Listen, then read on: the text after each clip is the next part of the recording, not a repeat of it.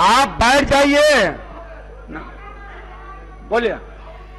मान्यवर, मैं आपके माध्यम से आदरणीय जो आपदा मंत्री हैं, हमारी उप मुख्यमंत्री भी हैं, उनसे एक आग्रह करना चाहता हूं कि लगभग 2.5 दशक से ऊपर हो चुका है और हमारे विधानसभा क्षेत्र के गुप्ता लखमीनिया बांध पर लगभग 2000 परिवार गंगा के कटाव के कारण विस्थापित होकर नारकीय जीवन जीने के लिए विवश है।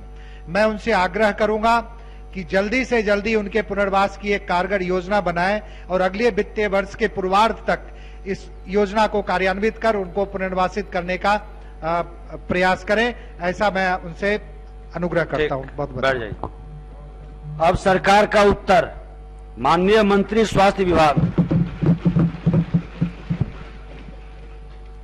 माननीय अध्यक्ष महोदय,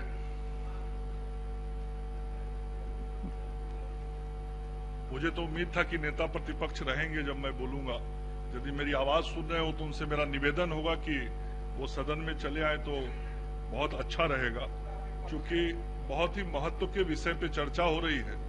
स्वास्थ्य बहुत ही महत्व का विभाग है और ऐसे महत्वपूर्ण विभाग पे यदि नेता प्रतिपक्ष रहते तो ये संदेश जाता कि नेता प्रतिपक्ष भी स्वास्थ्य विभाग के प्रति बहुत ही गंभीर है।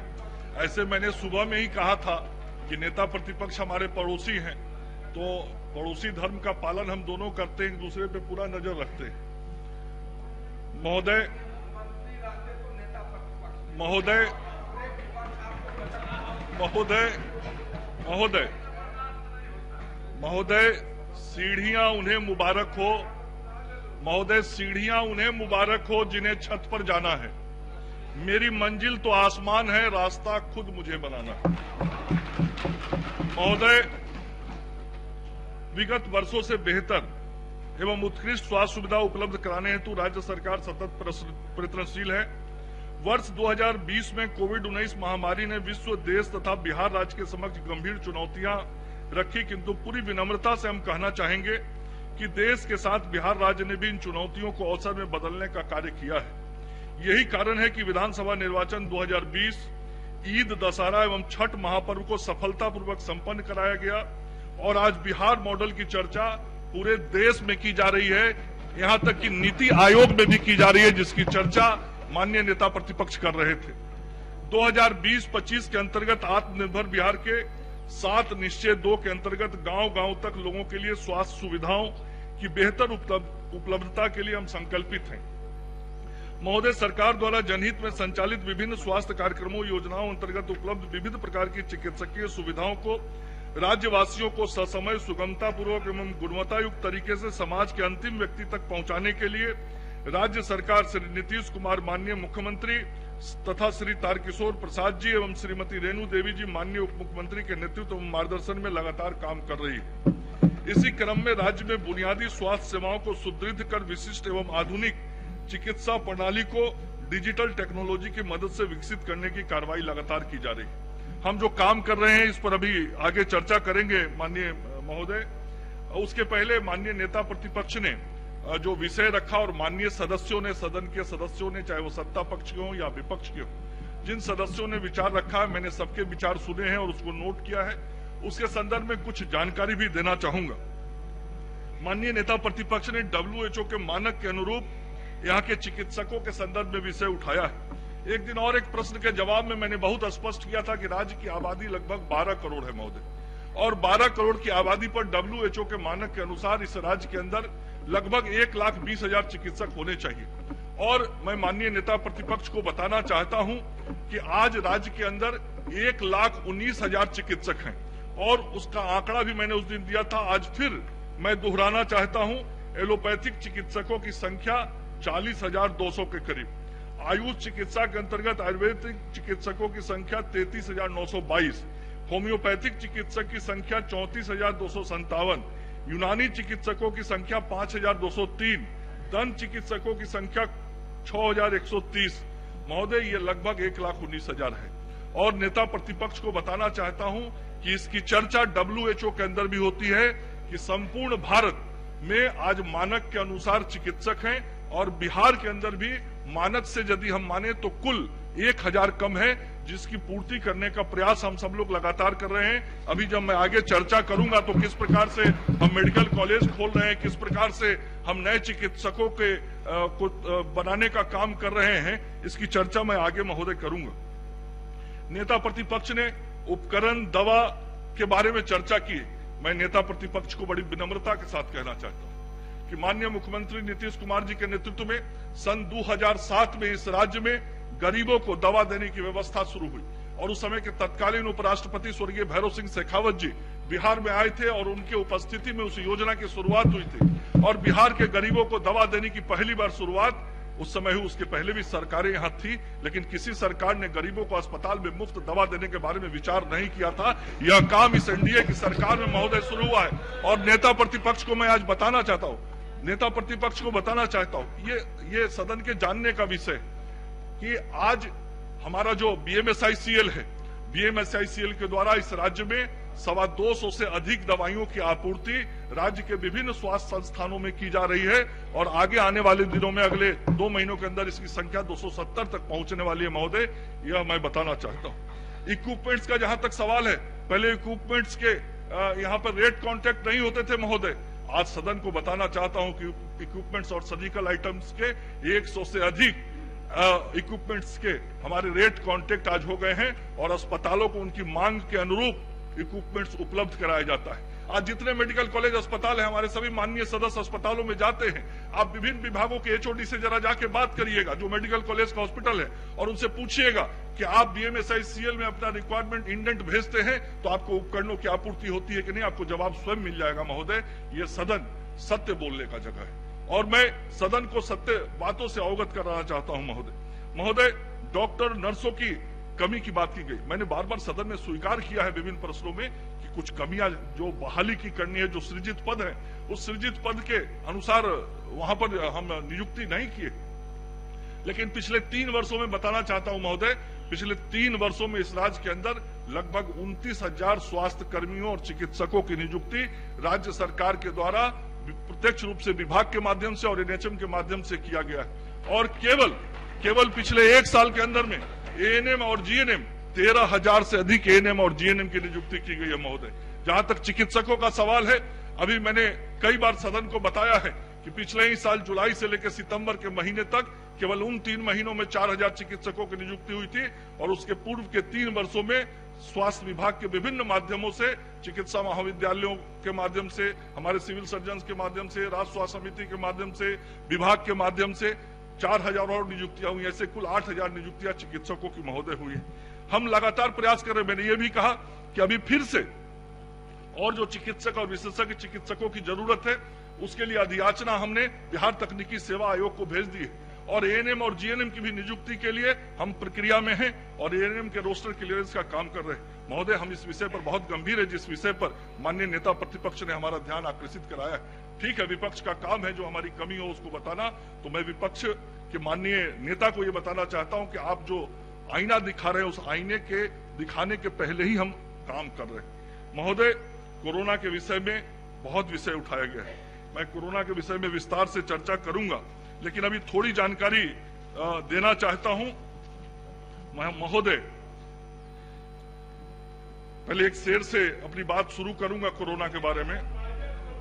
चुनौतियों से डरना नहीं, अब हमको टकराना होगा, अगर सपनों को पाना है तो हद से आगे जाना होगा महोदय।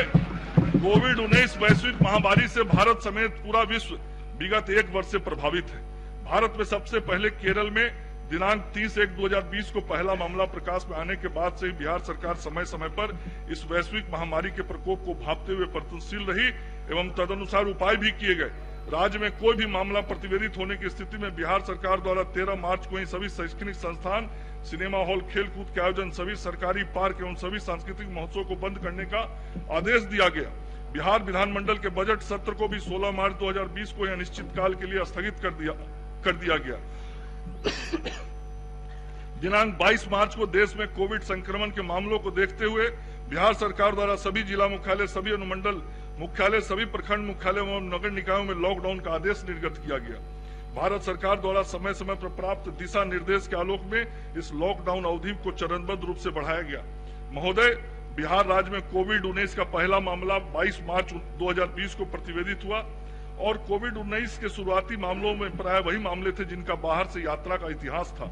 इस स्थिति को समझते हुए बिहार सरकार द्वारा सबसे पहले 15 मार्च 2020 के बाद विदेश से आए बिहार राज्य में आए सभी व्यक्तियों का सत्यापन किया गया एवं ऐसे सभी व्यक्तियों की जांच सैंपल लिया गया और संक्रमण की रोकथाम हेतु कंटेनमेंट जोन का गठन किया गया। महोदय, 3 मई 2020 के बाद बिहार के निवासी जो अन्य प्रदेशों में रह रहे थे उनका आगमन विशेष ट्रेन एवं अन्य माध्यमों से प्रारंभ हुआ। उस समय बिहार राज्य की तुलना में अन्य प्रदेशों में संक्रमण का दर ज्यादा था, जिसे ध्यान में रखते हुए बाहर से आने वाले व्यक्तियों के लिए प्रखंड स्तर पर क्वारंटाइन सेंटर की व्यवस्था की गई, जिसमें कोविड-19 के सभी दिशा निर्देशों का पालन करते हुए सभी सुविधाएं मुहैया कराई गई। भारत सरकार के निर्देश के आलोक में कोविड-19 के संपुष्ट मरीजों का इलाज हेतु राज्य में त्रिस्तरीय चिकित्सा सुविधा केंद्र स्थापित किया गया। हल्के लक्षण वाले पॉजिटिव मरीजों के इलाज हेतु 334 कोविड केयर सेंटर की स्थापना की गई, जिनमें बेड की क्षमता 37,792 थी तथा 23,556 बेड सभी सुविधाओं सहित उपलब्ध थे। इन केंद्रों पर चिकित्सक, नर्स एवं पारा मेडिकल कर्मी की प्रतिनियुक्ति की गई थी। इस केंद्र में भर्ती मरीजों हेतु भोजन, पानी, दवाइयां, ऑक्सीजन सिलेंडर, पल्स ऑक्सीमीटर इत्यादि की समुचित व्यवस्था की गई थी।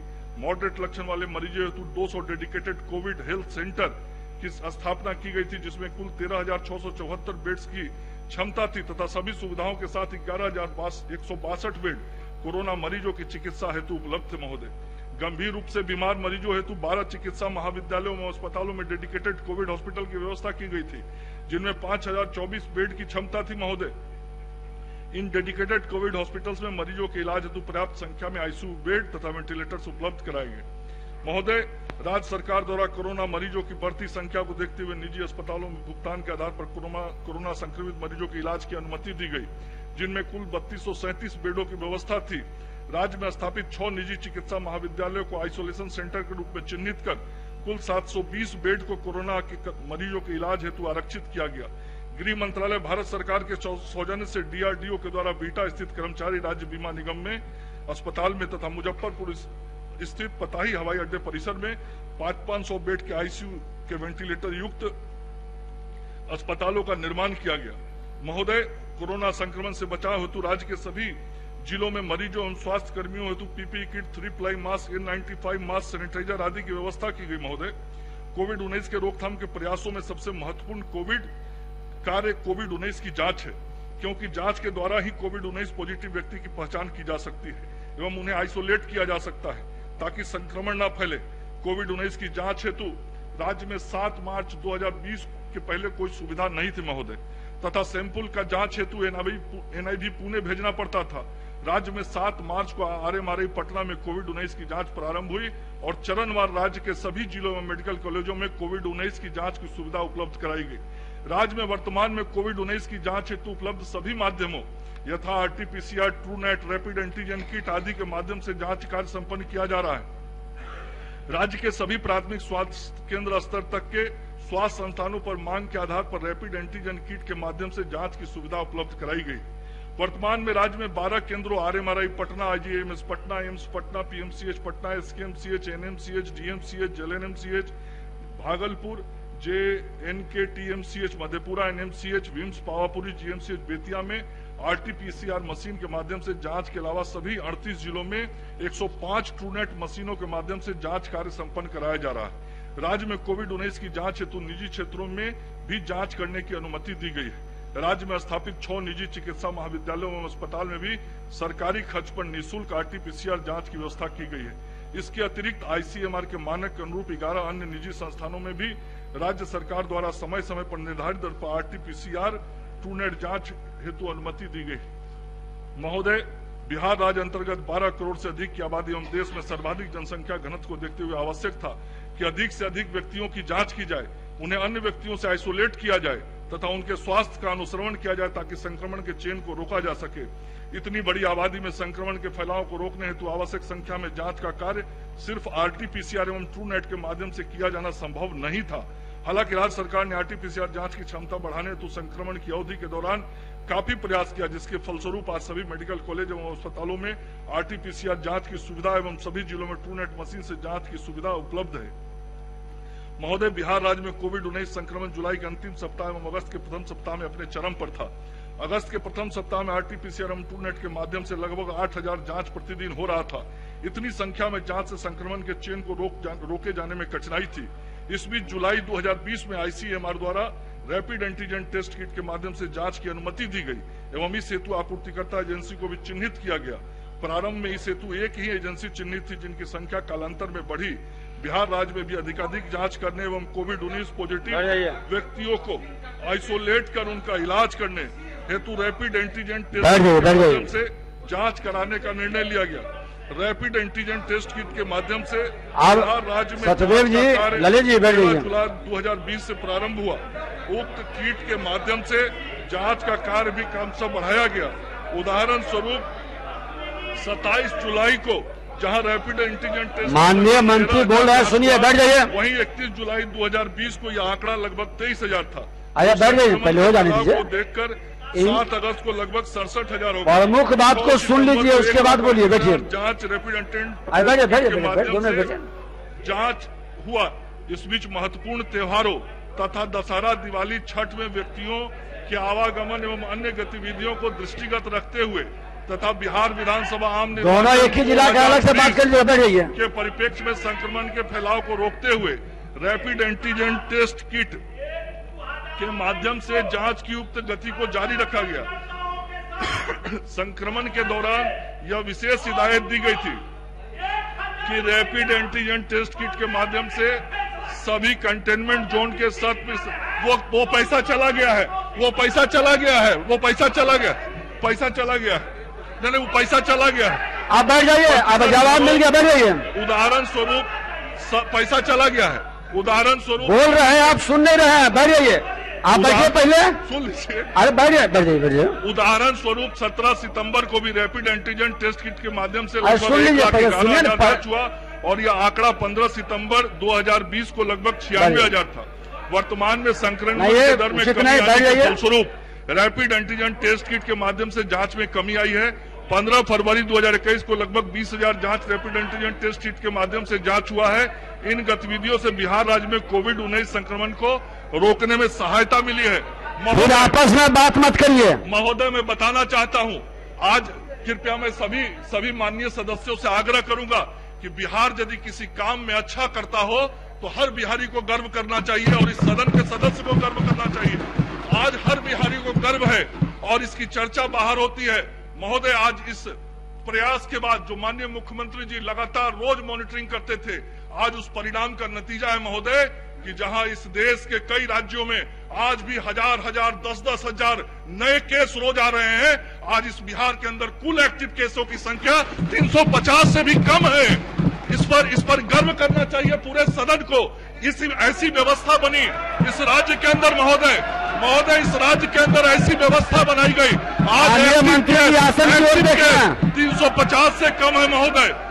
मैं बताना चाहता हूं सदन को, बताना चाहता हूं, आज रिकवरी रेट, आज बिहार का रिकवरी रेट, आदरणीय ललित जी, बिहार का रिकवरी रेट यदि 99.29% है तो इस पे आपको गर्व करना चाहिए, आपको गर्व करना चाहिए। मैं ये कह रहा हूं, बिहार का रिकवरी रेट, ये मैं नहीं कह रहा, ये डाटा कहता है और डाटा, कोई भी डाटा गलत नहीं है।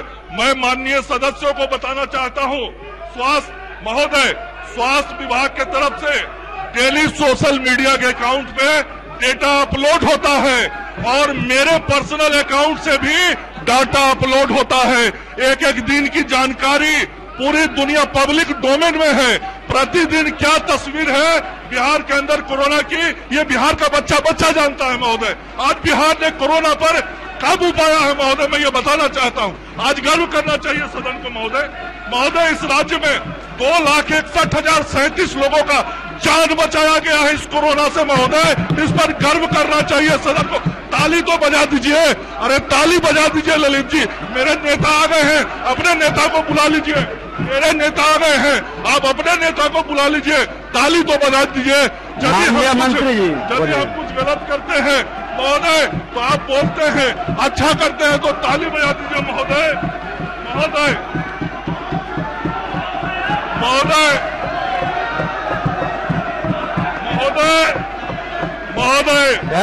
जहां सच है, सुन लीजिए, सुन लीजिए। आप आसन की ओर देखें। महोदय, महोदय, महोदय, हाँ। जहां सच है वहां पर हम खड़े हैं। इसी खातिर हम इनकी आंखों में गड़े हैं। जहां सच है वहां पर हम खड़े हैं। इसी खातिर हम इनकी आंखों में गड़े हैं महोदय। हम सच बोल रहे हैं तो इनको कर रहे हैं महोदय। महोदय, जो हम आगे करने वाले हैं मैं आपको बताना चाहता हूं महोदय। महोदय, महोदय, मैं बताना चाहता हूं सफर का, महोदय, सफर का एक नया सिलसिला बनाना है। सफर का एक नया सिलसिला बनाना है। अब महोदय, सफर का एक नया सिलसिला बनाना है। अब आसमान तक रास्ता बनाना है महोदय। इस सोच के साथ हम काम करते हैं।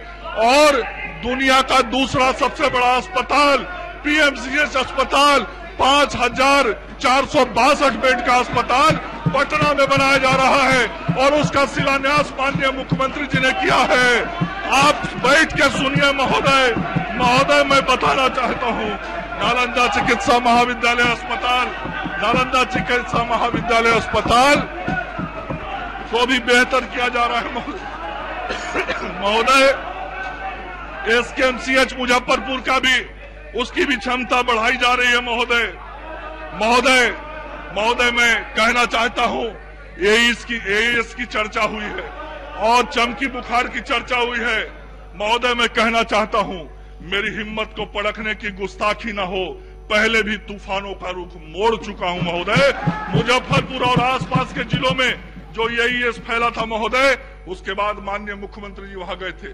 संपूर्ण स्वास्थ्य विभाग ने ईमानदारी से काम किया और 8 महीने के रिकॉर्ड समय में देश का सबसे बड़ा 100 बेड का पीकू अस्पताल एसकेएमसीएच के अंदर बनाने का काम किया। और पिछले साल, पिछले 14-15 वर्षों में जो सबसे कम मृत्यु हुई उस एईएस के कारण 20 से भी कम मृत्यु मुजफ्फरपुर के अंदर हुई महोदय। इसलिए मैंने कहा कि पहले भी तूफानों का रुख मोड़ चुका हूं महोदय। महोदय, दरभंगा चिकित्सा महाविद्यालय, दरभंगा में भी विकास के काम हो रहे हैं। वहां नया एम्स बनाने का कार्य प्रगति पर है। आज ही केंद्र से एक टीम भी आई हुई है जो दरभंगा गई हुई है महोदय। महोदय, इसी प्रकार से जो भागलपुर और गया का हमारा मेडिकल कॉलेज हॉस्पिटल है, वहां भी मुख्यमंत्री जी के निर्देशानुसार वहां भी बेड की संख्या हम बढ़ा रहे हैं। आधारभूत संरचनाओं का विस्तार कर रहे हैं महोदय।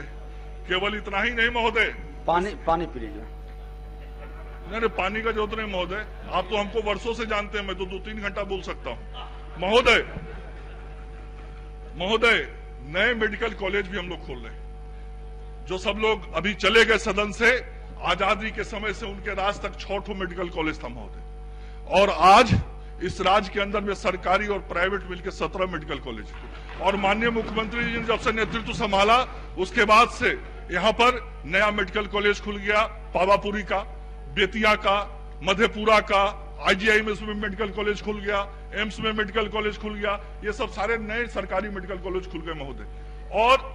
और उसके अतिरिक्त 11 नए मेडिकल कॉलेज खोलने का काम चल रहा है महोदय, जिसमें इस राज्य के अंदर करीब 7 जगहों पर काम शुरू हो गया है। टेंडर की प्रक्रिया पूरी हो गई है महोदय।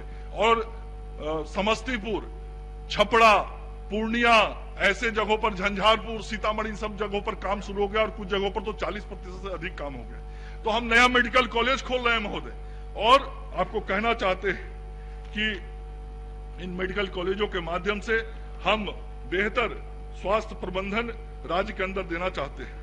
आईजीआईएमएस का लगातार विकास कर रहे हैं महोदय। माननीय मुख्यमंत्री जी ने कहा कि इस अस्पताल को 2500 से अधिक बेड का अस्पताल बना देना है।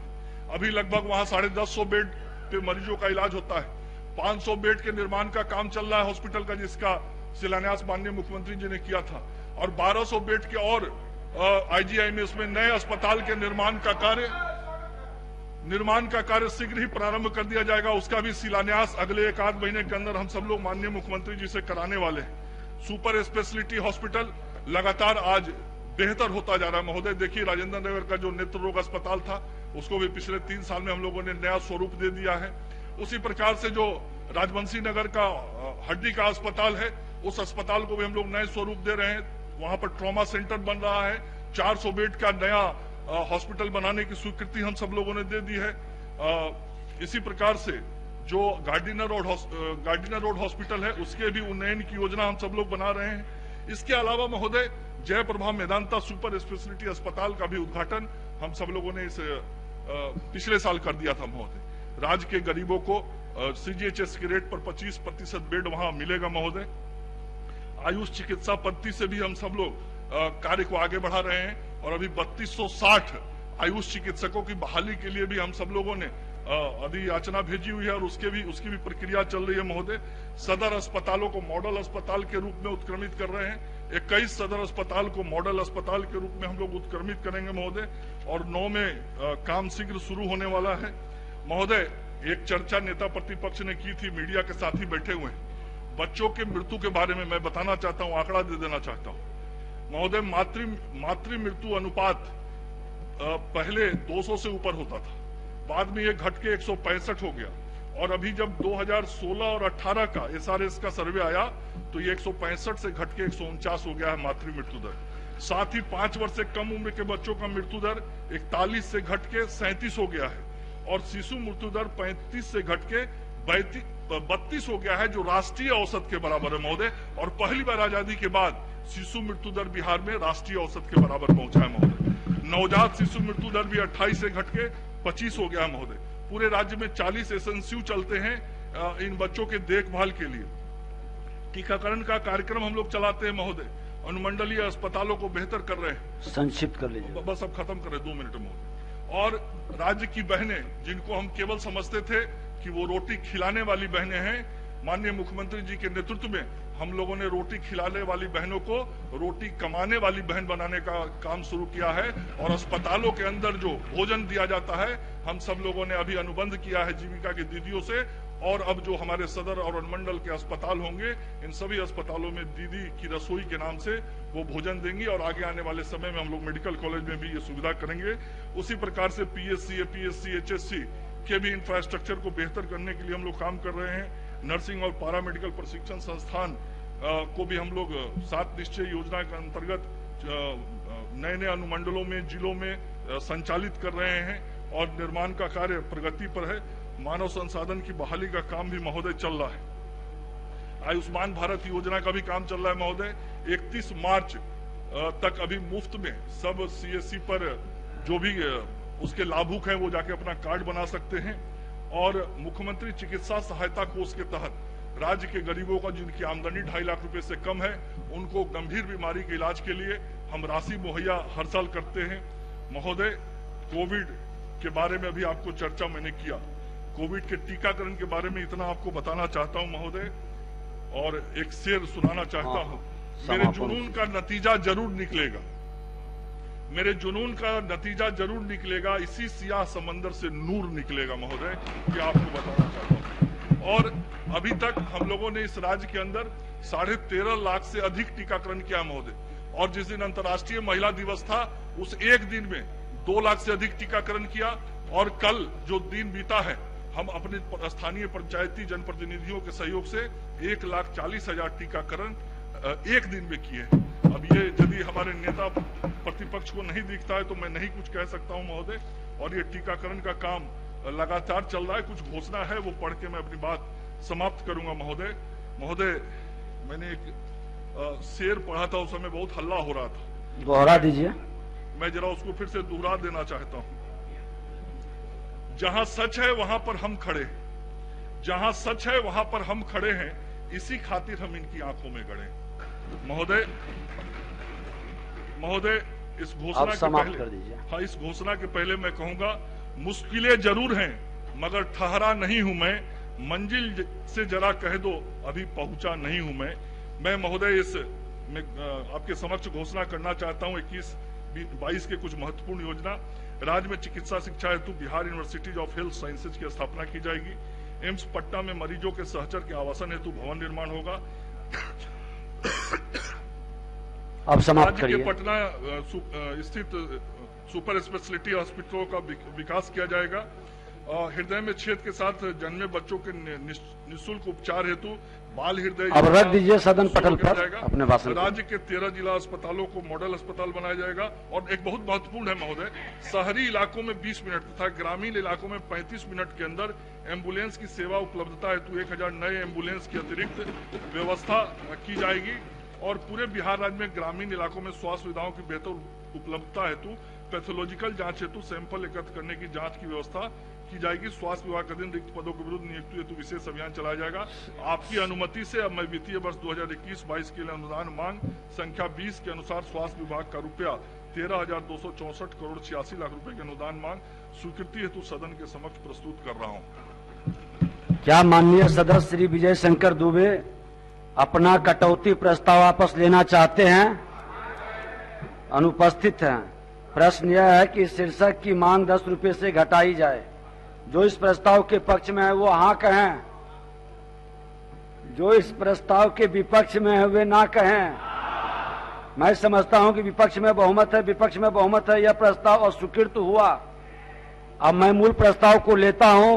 प्रश्न यह है कि स्वास्थ्य विभाग के संबंध में 31 मार्च 2022 को समाप्त होने वाले वर्ष के भीतर भुगतान के दौरान जो व्यय होगा उसकी पूर्ति के लिए 132 अरब 64 करोड़ 86 लाख 56 हजार रुपये से अनधिक राशि प्रदान की जाए।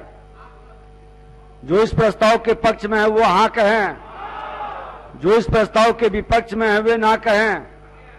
मैं समझता हूं कि पक्ष में बहुमत है, पक्ष में बहुमत है, यह प्रस्ताव स्वीकृत हुआ, मांग स्वीकृत हुई।